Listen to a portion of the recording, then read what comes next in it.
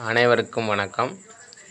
இன்றைக்கு நாம் தெரிந்து கொள்ள வேண்டிய ஒரு ஆலயம், மிகச்சிறப்பான ஆலயம். பிரம்மா, நம் தலையெழுத்தை எழுதக்கூடியது பிரம்மா அப்படின்னு நம்ம சொல்லுவோம். அந்த பிரம்மனுக்கு தலை கொய்த இடம், தலை கொய்தது அப்படின்னா தலையை எடுத்த இடம் அப்படின்னு சொல்லி ஒரு இடம். அது எங்கே இருக்குது அப்படின்னா, நம்ம தஞ்சாவூருக்கு அருகில் இருக்கக்கூடிய கண்டியூர் அப்படிங்கிற ஒரு ஊர். அந்த திருத்தலம், அந்த ஆலயத்தோட பேர் பிரம்ம சிரகண்டீஸ்வரர் அப்படின்ற ஒரு சிவாலயம். அந்த சிரகண்டீஸ்வரர், அந்த சிவாலயம் தேவார பாடல் பெற்ற ஒரு ஸ்தலம். அப்பர், சம்பந்தர் இவங்கெல்லாம் பாடியதாக அந்த கோயிலோட ஸ்தல வரலாறு. இதில் அவரோட தலை கொய்த இடம் அப்படிங்கிறதுக்காக அங்கே பிரம்மாவுக்கு தனி கோவில் இருக்கும். உள்ளேயே பார்த்திங்கன்னா தனியாக ஒரு இடம், அங்கே பிரம்மா இருக்கிறாரு. அவங்களுக்கு பக்கத்துலேயே சரஸ்வதியும் இருப்பாங்க. ரொம்ப சிறப்பான ஒரு கோவில்.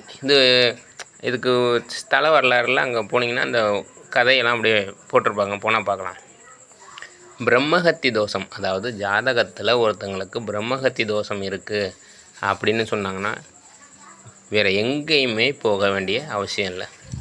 இந்த கோயிலுக்கு ஜாதகத்தில் பிரம்மஹத்தி தோஷம் இருக்கக்கூடிய ஒருத்தவங்க அந்த கோவிலுக்கு வழிபட்டுட்டு அதுக்கான பரிகாரம் செஞ்சுட்டு போகிறப்ப நல்ல பலன் கிடைக்கிது.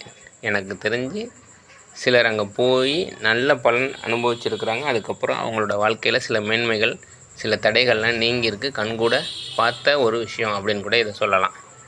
இந்த ஆலயத்தோட ஒரு சிறப்பு, ரொம்ப அருமையான ஒரு ஆலயம். அதில் நிறைய விசேஷங்கள் இருக்கும். அந்த கோவிலுக்கு போனீங்கன்னா இது அந்த வரலாறு, இதில் பிரதோஷ காலத்தில் உள்ள ஒரு கதையும் அங்கே வரும். பிரதோஷ வழிபாட்டோட ஒரு அப்படி அங்கே போனீங்கன்னா, அந்த கோயிலில் போனீங்கன்னா அந்த பிரகாரத்தை சுற்றி வரும்போது அந்த கோயிலில் போட்டிருக்க கதைகளை படிக்கிறப்ப நமக்கு ரொம்ப பிரமிப்பாக இருக்கும். இவ்வளோ விஷயம் இந்த கோயிலில் இருக்கா அப்படிங்கிற மாதிரி. ரொம்ப சிறப்பான ஒரு ஆலயம்.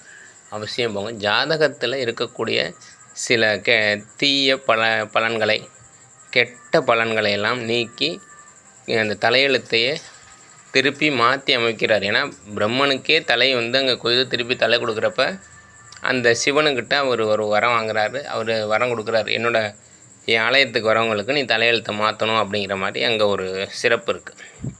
அப்படிங்கிறப்ப அந்த ஜாதகத்தில் இருக்கக்கூடிய அந்த தலையெழுத்தை அந்த ஆலயத்தோட சிவனை வழிபடுறப்ப நமக்கு அந்த தலையெழுத்து மாறும் அப்படிங்கிறதுல எந்த சந்தேகமும் இல்லை.